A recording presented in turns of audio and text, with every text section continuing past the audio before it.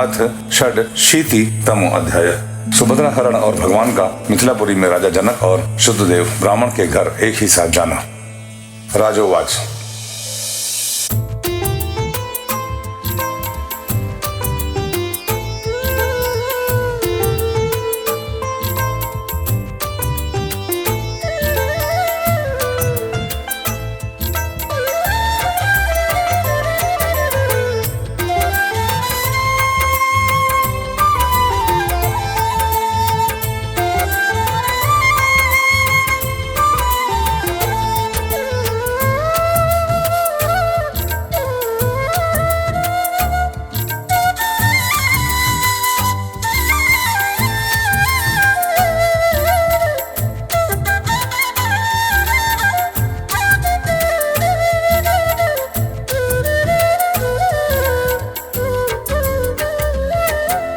ब्रह्मन् वेदे त्वमेक्षाम स्वसारं रामकृष्णयोः यथोपायं विजय यममासीत् पितामही।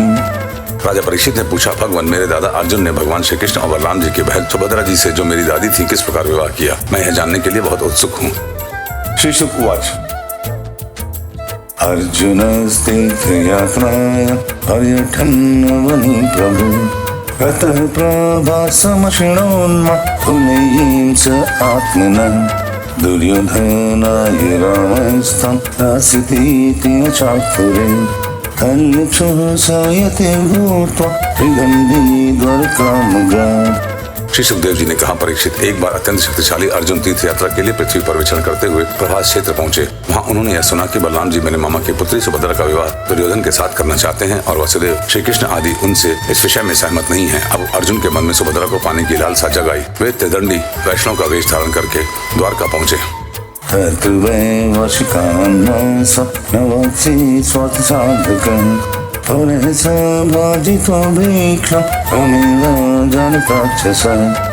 अर्जुन सुभद्रा को प्राप्त करने के लिए वहां वर्षा काल में 4 महीने तक रहे। वहां पूर्ववासियों और बलराम जी ने उनका खूब सम्मान किया। उन्हें पता न चला कि ये अर्जुन है।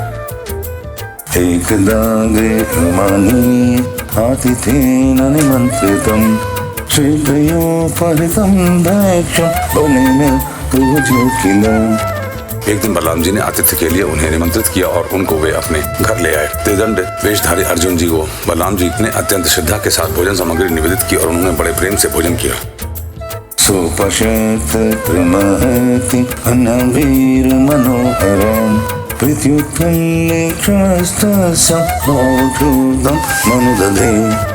अर्जुन ने भोजन के समय वहां विवाह योग्य परम सुंदरी सुभद्रा को देखा। उनका सौंदर्य बड़े बड़े वीरों का मन हरने वाला था। अर्जुन के नेत्र प्रेम से प्रफुल्लित हो गए। उनका मन उसे पाने की आकांक्षा से क्षुब्ध हो गया और उन्होंने उसे पत्नी बनाने का दृढ़ निश्चय कर लिया। सात्विकं चक्रमेवीक्ष्य नारीणां हृदयंगमं हसन्ति व्रीडितापांगी तत्रस्थ हृदयेक्षणा। परीक्षित, तुम्हारे दादा अर्जुन भी बड़े ही सुंदर थे। उनके शरीर की गठन भावभंगित स्त्रियों का हृदय स्पर्श कर लेती थी। उन्हें देखकर सुभद्रा ने भी मन में उन्हीं को पति बनाने का निश्चय किया। वह तनिक मुस्कुराकर लचीली चितवन से उनकी ओर देखने लगी। उसने अपना हृदय उन्हें समर्पित कर दिया।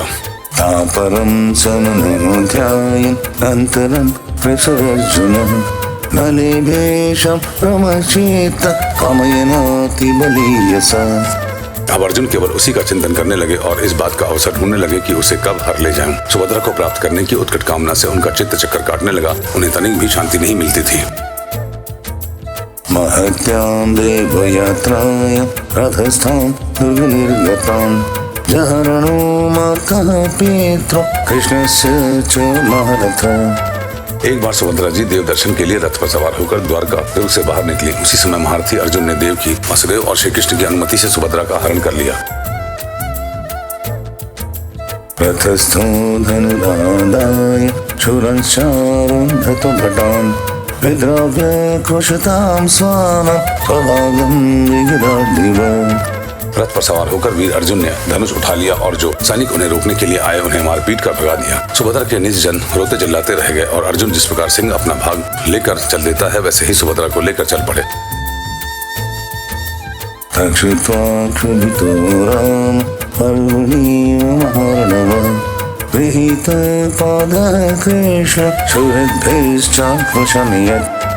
यह समाचार सुनकर बलराम जी बहुत बिगड़े। वे वैसे ही क्षुब्ध उठे जैसे पूर्णिमा के दिन समुद्र। परंतु भगवान श्री कृष्ण तथा अन्य सुहृद संबंधियों ने उनके पैर पकड़कर उन्हें बहुत कुछ समझाया बुझाया। तब वे शांत हुए।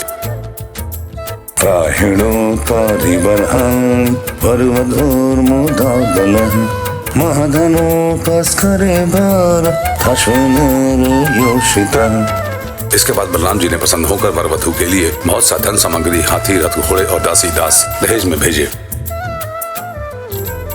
श्री शुक उवाच कृष्णस्यास्य विजय श्रेष्ठ श्रुतदेव इति श्रुतः कृष्ण भक्त्या पूर्णार्थ शतक विरलं पतः। श्री सुखदेव जी कहते हैं, परीक्षित, विदेह की राजधानी मिथिला में एक गृहस्थ ब्राह्मण थे। उनका नाम था श्रुतदेव। वे भगवान श्री कृष्ण के परम भक्त थे। वे एकमात्र भगवत भक्ति से ही पूर्ण मनोरथ, परम शांत, ज्ञानी और विरक्त थे। स उवास विदेहेषु मिथिलायां गृहश्रमी अनिहाय गताहार्य निरुतेत निज क्रिया। वे गृहस्थ आश्रम में रहते हुए भी किसी प्रकार का उद्योग नहीं करते थे। जो कुछ मिल जाता उसी से अपना निर्वाह कर लेते थे। यात्रा मात्रं त्वरहद वादुपानमत्युतं नाधिकं तावता तुष्ट क्रियाश्च क्रियतोचितः।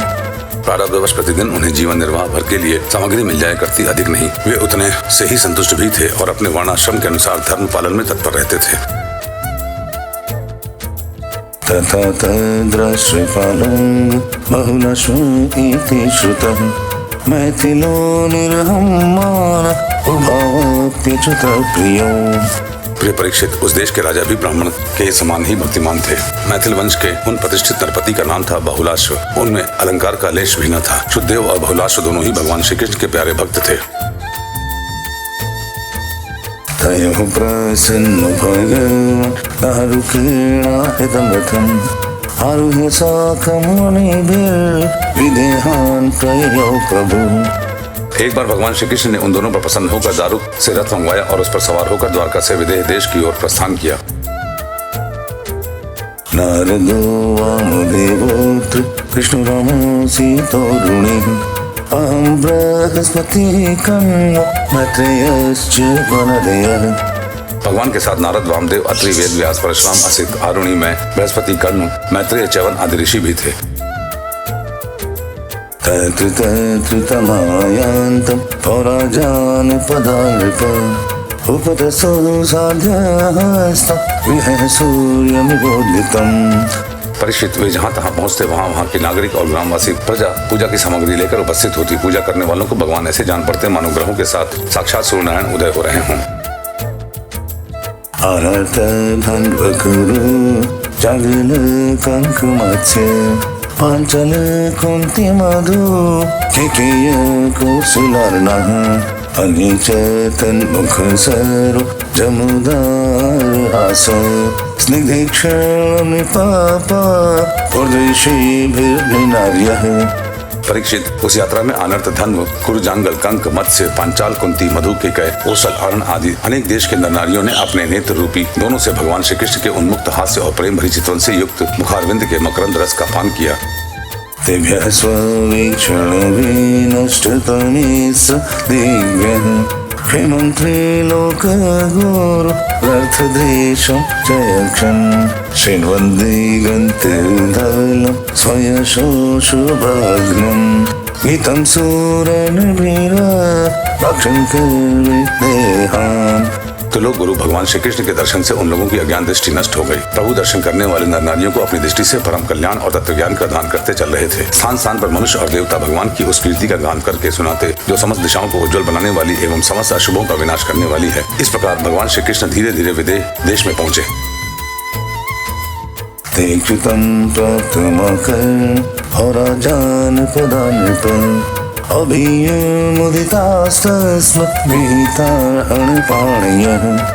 परीक्षित, भगवान श्री कृष्ण के शुभागमन का समाचार सुनकर नागरिक और ग्रामवासियों के आनंद की सीमा न रही। वे अपने हाथों में पूजा की विविध सामग्रियां लेकर उनकी अगवानी करने आए।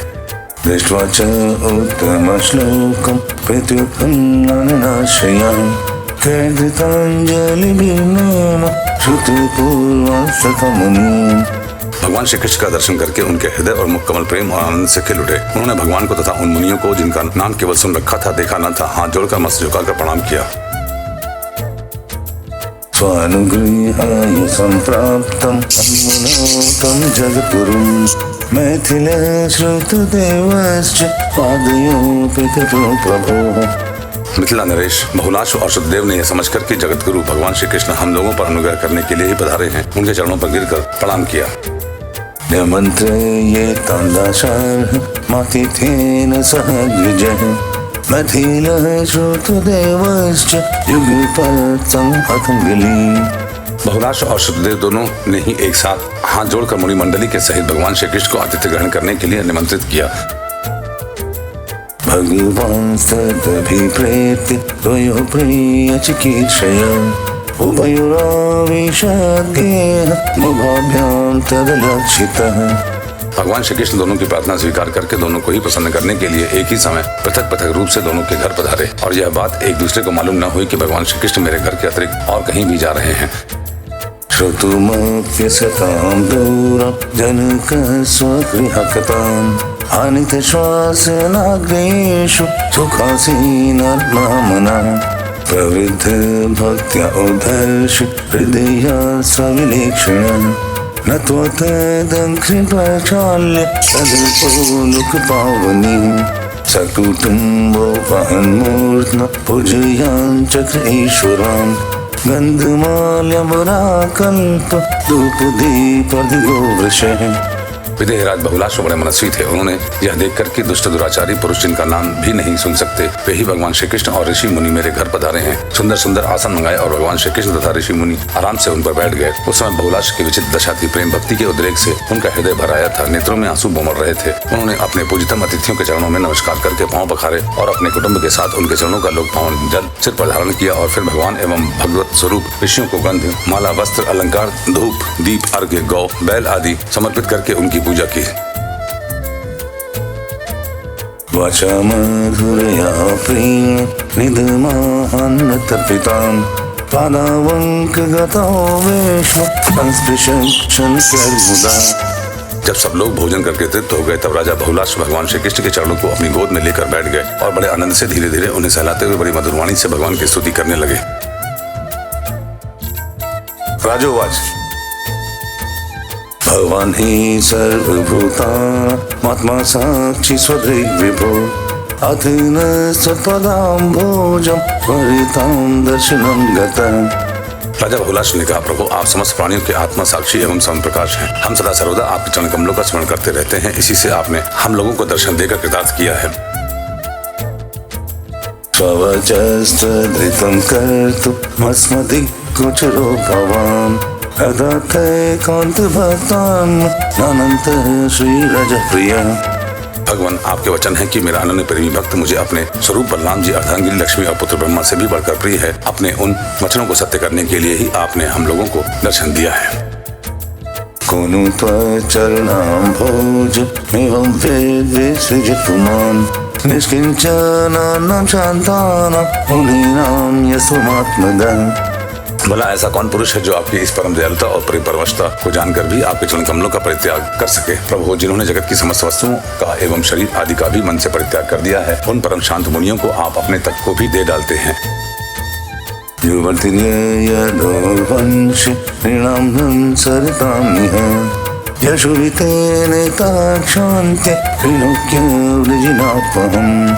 आपने यदुवंश में अवतार लेकर जन्म मृत्यु के चक्कर में पड़े हुए मनुष्यों को उससे मुक्त करने के लिए जगत में ऐसे विशुद्ध यश का विस्तार किया है जो त्रिलोकी के पाप ताप को शांत करने वाला है।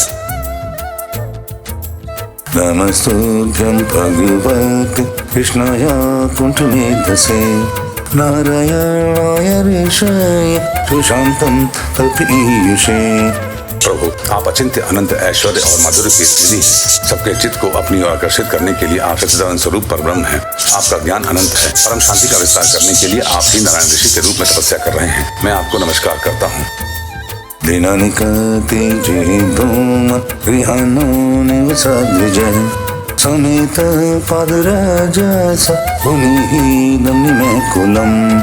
एक रस अनंत आप कुछ दिनों तक मुनि मंडली के साथ हमारे यहाँ निवास कीजिए और अपने चरणों की धूल से इस निमित्त वंश को पवित्र कीजिए। विद्युपामन्त्रितो राज्ञ भगवान् लोकभावनम् उवास कुर्वन् कल्याण योषिताम्। परीक्षित, सबके जीवनदाता भगवान श्री कृष्ण राजा बहुलाश की यह प्रार्थना स्वीकार करके मिथिलावासी नर नारियों का कल्याण करते हुए कुछ दिनों तक वहीं रहे। श्रुतदेवोच्युतं प्राप्तं स्वगृहान् जनको यथाम् ज्ञात्वा मुनिन् सुसंदृष्टो धन्वन्वासो ननर्तः। प्रिय परीक्षित, जैसे राजा बहुलाश भगवान श्री कृष्ण और मुनि मंडली के पधारने पर आनंद मग्न हो गए थे, वैसे ही शुद्धदेव भगवान भी भगवान श्री कृष्ण और मुनियों को अपने घर आया देखकर आनंद विह्वल हो गए। वे उन्हें नमस्कार करके अपने वस्त्र उछाल उछाल कर नाचने लगे। तृणपितवृषेश्वेत नानीतेषु प्रवेश्यसः स्वागतेनाभिनन्द्याग्रे सभार्योवनिजे मुदा।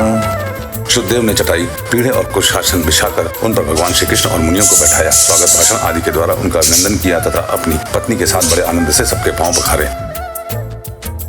तदम्भ समहाभागम् आत्मानं तदयान्वयम् स्नापयन् च कृतोदर्शो लब्ध सर्वमनोरथः।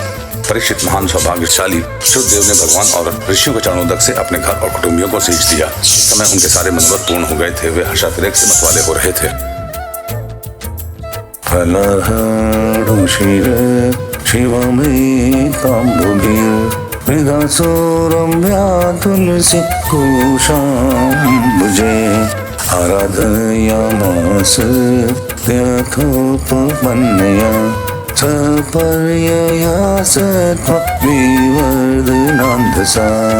तदंतर उन्होंने फल, गंध, खस से सुवासित निर्मल एवं मधुर जल, सुगंधिनी सुगंधित मिट्टी, तुलसी, कुश, कमल आदि अनायास प्राप्त पूजा सामग्री और सत्वगुण बढ़ाने वाले अन्न से सबकी आराधना की।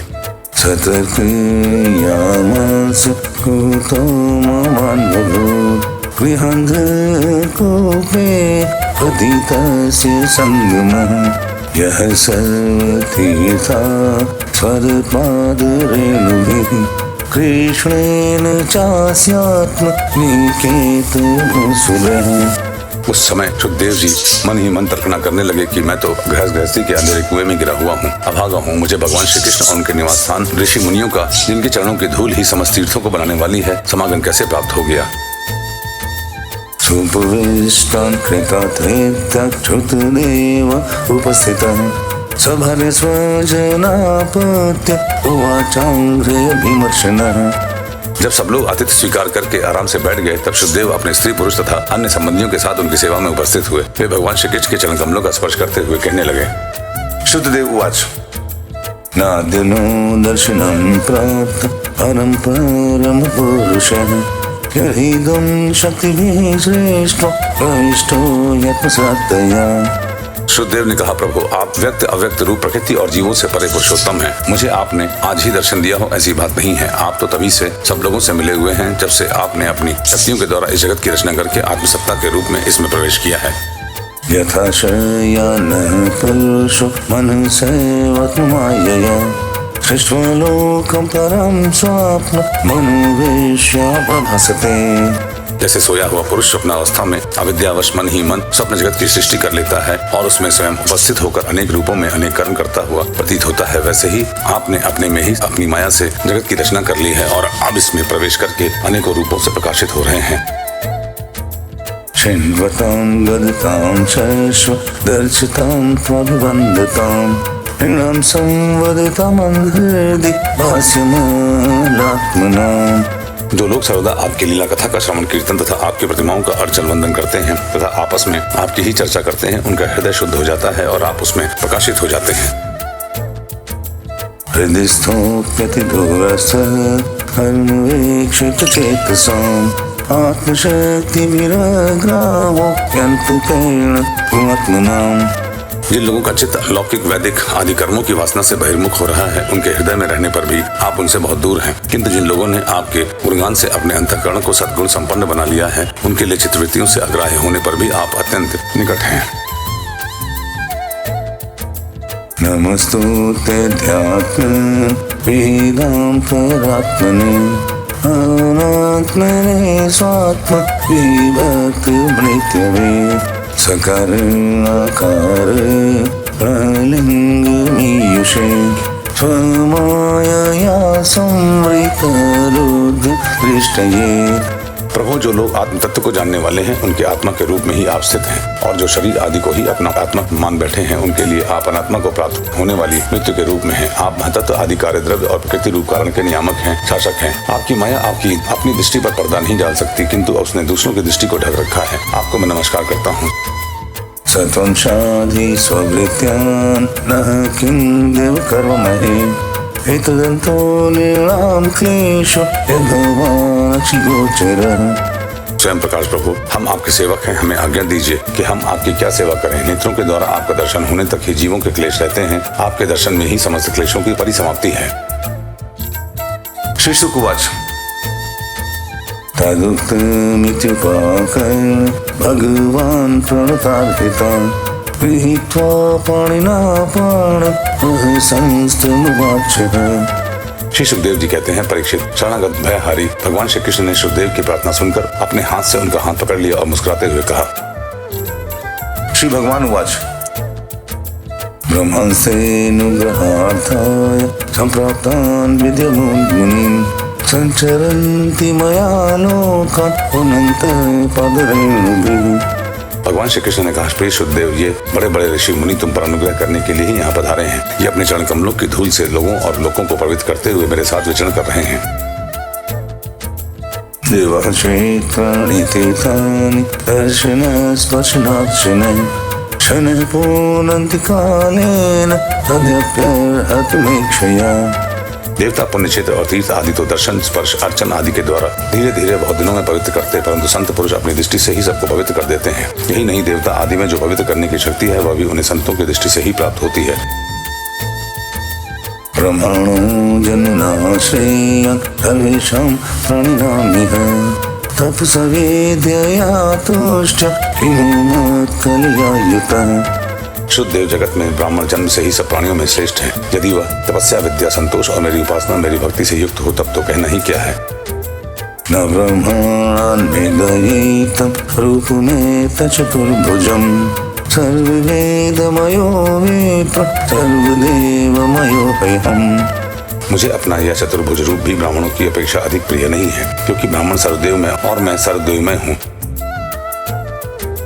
दुष्प्रज्ञा अविदित्वैव मवजानन्ति सूयवः गुरुं मां विप्रमात्मानः वचदा विजयेष्टयः। दुर्बुद्धि मनुष्य इस बात को न जानकर केवल मूर्ति आनंद में ही पूज्य बुद्धि रखते हैं और गुणों में दोष निकालकर मेरे स्वरूप जगत गुरु ब्राह्मण का, जो कि उनका आत्मा ही है, तिरस्कार करते हैं।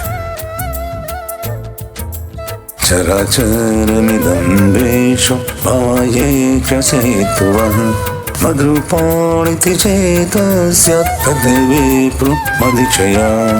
ब्राह्मण मेरा साक्षात्कार करके अपने चित्त में यह निश्चय कर लेता है कि यह चराचर जगत, इसके संबंध की सारी भावनाएं और इसके कारण प्रकृति, महतत्व आदि सबके सब आत्मस्वरूप भगवान के ही रूप हैं। तस्मात् ब्रह्मर्षितेन ब्रह्मन्मक्षिदयार्चय एवं चेदर्शितोऽस्मद्य नान्यथा भूरिभूतिभिः। इसीलिए शुद्धदेव, तुम इन ब्रह्मर्षियों को मेरा ही स्वरूप समझकर पूरी श्रद्धा से इनकी पूजा करो। यदि तुम ऐसा करोगे तब तो तुमने साक्षात अनायास ही मेरा पूजन कर लिया, नहीं तो बड़ी बड़ी बहुमूल्य सामग्रियों से भी मेरी पूजा नहीं हो सकती। श्री शुक उवाच। स एतन् प्रभुरादेष्ट सह कृष्णाद्भुजतमाम् आराध्यैकात्मभावेन मैथिलश्चापसद्गतिम्। श्री सुखदेव जी कहते हैं, परीक्षित, भगवान श्री कृष्ण का यह आदेश प्राप्त करके शुद्धदेव ने भगवान श्री कृष्ण और उन ब्रह्मर्षियों की एकात्म भाव से आराधना की तथा उनकी कृपा से वे भगवत रूप को प्राप्त हो गए। राजा बहुलाश ने भी वही गति प्राप्त की। एवं स्वभक्तयो राजन् भगवान् भक्तिमान् उषित्वा देश्य सन्मार्गं पुनर्द्वारवती मगात्। प्रिय परीक्षित, जैसे भक्त भगवान की भक्ति करते हैं वैसे ही भगवान भी भक्तों की भक्ति करते हैं। वे अपने दोनों भक्तों को प्रसन्न करने के लिए कुछ दिनों तक मिथिलापुरी में रहे और उन्हें साधु पुरुषों के मार्ग का उपदेश करके वे द्वारका लौट आए।